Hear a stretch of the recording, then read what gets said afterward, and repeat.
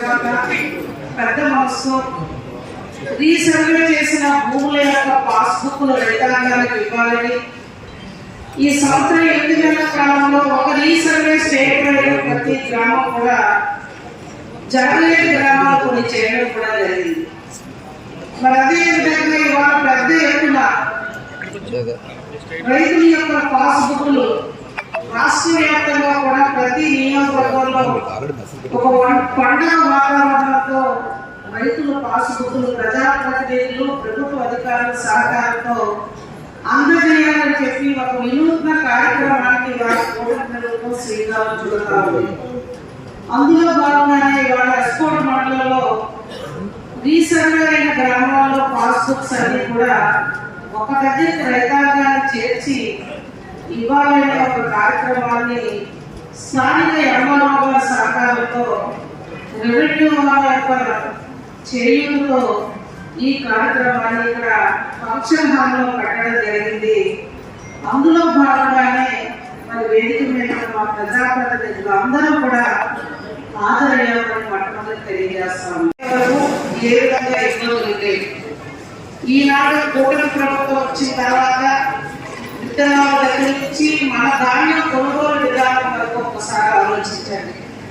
గత ప్రభుత్వ నిర్లక్ష్యంలో దురదృష్టంలో అప్పుల్లో అయితే రాష్ట్రం ఉన్న మాట వాస్తవం.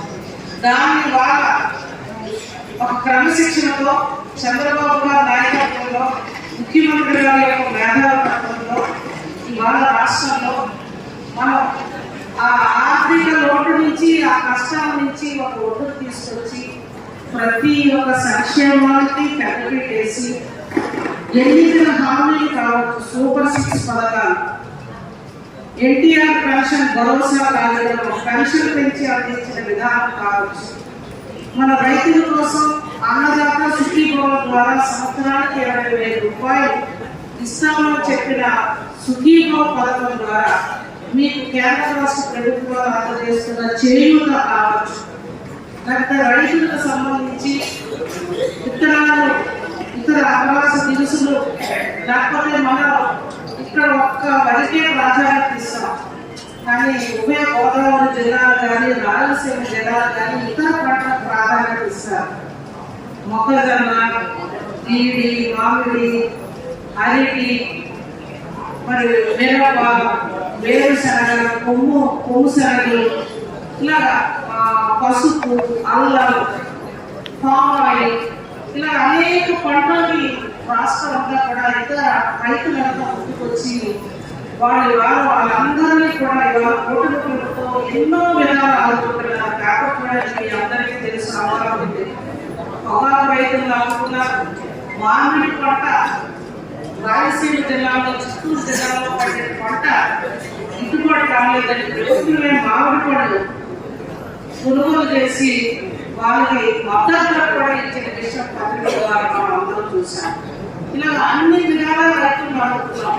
కూటమి ప్రభుత్వం వచ్చిన తర్వాత మనం వచ్చేసరికి మనం ఈనాడు అభివృద్ధి పడతాయి. అనుకోని పరిస్థితుల్లో వర్షాలు ఎక్కువ పడ్డాయి. నిజంగా ఈ సంవత్సరం అందరికీ కూడా ఎకరాకి 30 బస్తాలకి ఎక్కువైనా అంత రాక తల్లి అమ్మకోమ కట్టింది. అయినా పెద్ద మనసులో ప్రభుత్వం ఈ కష్టకాలంలో కూడా ముందుకొచ్చి కొనుగోలు చేస్తూ మరి 100 కేజీల బస్తాకి 2,350 రూపాయలని నేను భావిస్తా ఉన్నాను. వారు వ్యవసాయ ఖర్చులు పెరిగాయి కావడం లేదు. అందుకే డ్రోన్ వ్యవసాయం కూడా మనకు చేయమని ప్రభుత్వం మనం ప్రోత్సహిస్తా ఉంది. మన ఎక్స్పోర్ట్లో గైరం పట్టిన డ్రోన్ కూడా మనం ఒక రైతులలో ఒక కమిటీ ముందుకు వచ్చి 6 లక్షల రూపాయలతో సబ్సిడీ అందులో తీసివేస్తే డ్రోన్ కూడా మనం కొనుగోలు చేయడం జరిగింది. మన మండలానికి స్ప్రే చేయడం, యూరియా స్ప్రే చేయడం, లేకపోతే కలుపు మొక్కలు వేరువేరులో కానీ, లేకపోతే ముడిసేటప్పుడు ఒక వైద్యులో పట్టడం కానీ, ఇలాగా ఆ మిషన్ ద్వారా నూతన విధానాలు కూడా కొన్ని గ్రామాల్లో కొంతమంది రైతులు అవలంబించారు. నేను మీ అందరినీ కోరేది కూటమి ప్రభుత్వం, మన ప్రభుత్వం, మన రైతుల కోసం రైతు ప్రభుత్వంగా ఉన్న మన ప్రభుత్వం అనేక విధాల కోసం పనిచేస్తూ మరి అందులో భాగంగానే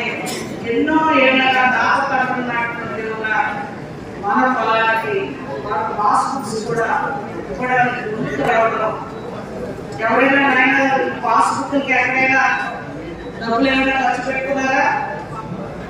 ఉచితంగా ఇవ్వాలి పాస్బుక్స్ అని రైతాంగానికి ఇవ్వడం మన మంచి ప్రభుత్వం యొక్క నిర్ణయం అని చెప్పి మన కూటమి ప్రభుత్వాలు ప్రత్యేకంగా మనం అందరూ కూడా అర్థిస్తూ ఈ పాస్బుక్స్ ఉండడం వల్ల మన కుటుంబానికి ఒక భరోసా, రైతుకు ఒక భరోసా, మన ఆస్తి మన దగ్గర ఉందని ఒక నమ్మకం. ఎందుకంటే ఇవాళ రేట్లు కూడా పెరిగాయి, దేశవ్యాప్తంగా రాష్ట్ర వ్యాప్తంగా రేట్లు పెరిగాయి. మనకు మనకుంటే ఒక భరోసా మన కుటుంబానికి ఆదర్శంగా ఇవాళ కూటమి ప్రభుత్వం పాస్బుక్స్ అనేవి ఏర్పాటు చేయడం కూడా హర్షదాయకమని భావిస్తూ